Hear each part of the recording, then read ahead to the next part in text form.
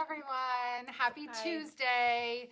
We are in between patients in the clinic right now, and we just thought we would come on and show you a example of something that Annette talks about with kids who are stool withholders, and how we kind of explain it, well, how Annette explains it to some of the kids here in the clinic. So go ahead, Annette, take it away. So something I show the kids is a model of the pelvic floor, and we have stool here we're going to use for an example. Not real stool, it's fake stool. Yeah.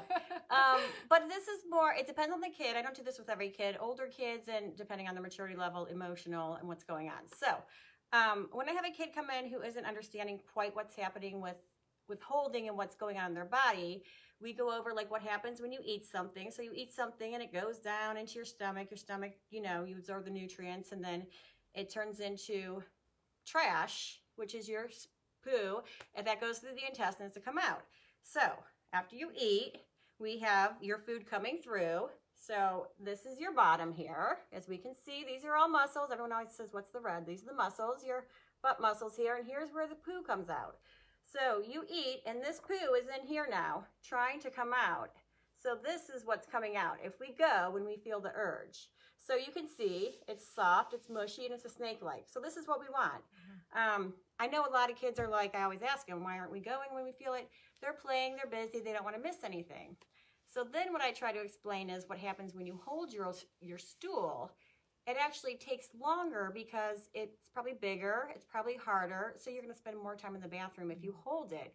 And what it looks like now you've eaten another meal, you still have that first poo in there, you have more food coming through. So now what we're dealing with is your second time you're feeling the urge. We still have your bottom here. So now we have all this stool that has built up because you didn't go when you felt the urge originally. And the more you keep holding the stool, it keeps building up in your body, trying to come out. So you can see the difference. You can either have this holding it or this one holding it, which obviously this one's a lot easier, and it's easier for kids to see, like, hey, if that makes sense. I think it's a lot of visual picturing for the kids to really understand what's going on in their body. So this seems to help a lot, just giving them the visual of what's happening in their body. So this is how I kind of explain it. I think this has been helpful for me too, on the nutrition side of it, to help kids understand too. Right. Like when we create stool, it's waste that our body doesn't need. And when we let that waste kind of back up day after day, to be able to show the kids, you know, like this might be like 1 day worth of stool, you know, here's 2 days worth of stool. And if we still aren't going, here's like 3 days worth of stool. I mean, who wants to push that out out of that, you know? So I think this is really, like, it's been beneficial and helpful for me to hear this explanation. And I know when Annette shows this to the kids in the clinic, it's like an aha moment for a lot of these kids. So, you know, at home, if you have, what else could they use to show their kids? Play-Doh is a good one.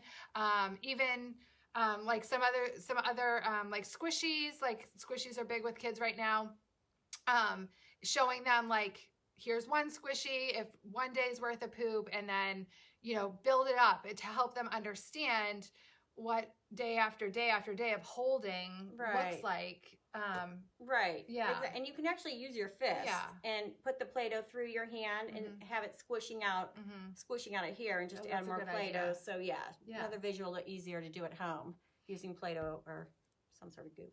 What age, Annette, have you found that this explanation is helpful for? I tend to use it more with the 7, 8 and older. It just really, it depends on the kids. And if their maturity level or understanding cognitive level isn't there, it might be older, or I can even go younger depending on the kid. And I always ask the parents first, just to make sure the visual, it's okay to show them. And I haven't had anyone say no. So it's, that's good. It's been, good. Yeah, so if you have a kid that might be a little bit younger than those ages, or maturity-wise might not grasp that, we have another resource we want to share with you. This is a new book on the market about stool withholding. It's called My Puppy's a Poo Magician, and it's written by Melissa Yap, who we actually had the pleasure of speaking with last week in our private Facebook group. She did a little session for us. Melissa is a speech therapist, and she has a background in special ed, and this book is wonderful.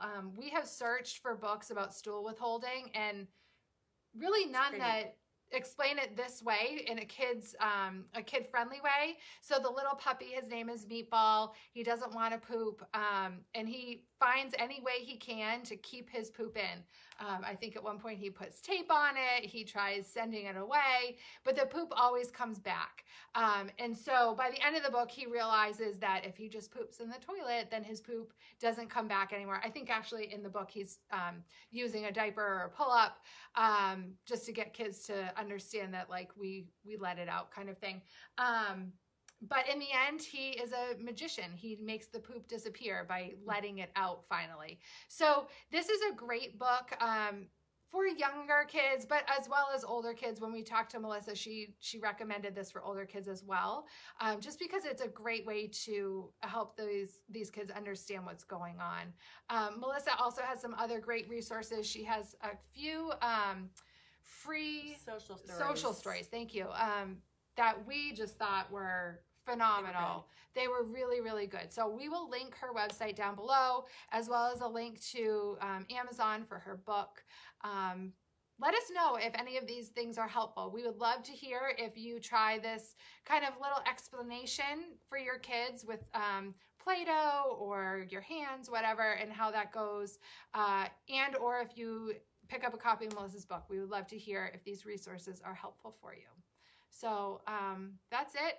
We'll go ahead and just mention our live poop boot camp is starting June 22nd. If you are interested in that, please visit our website, constipationgurus.com, and go to the shop. You'll find poop boot camp. That'll be 6 weeks of live sessions with Annette and I, just like we're in the clinic with you. We're really looking forward to it. We have some really fun things planned. So I think that's it for today. Yeah. Have a great afternoon, everyone. Bye-bye.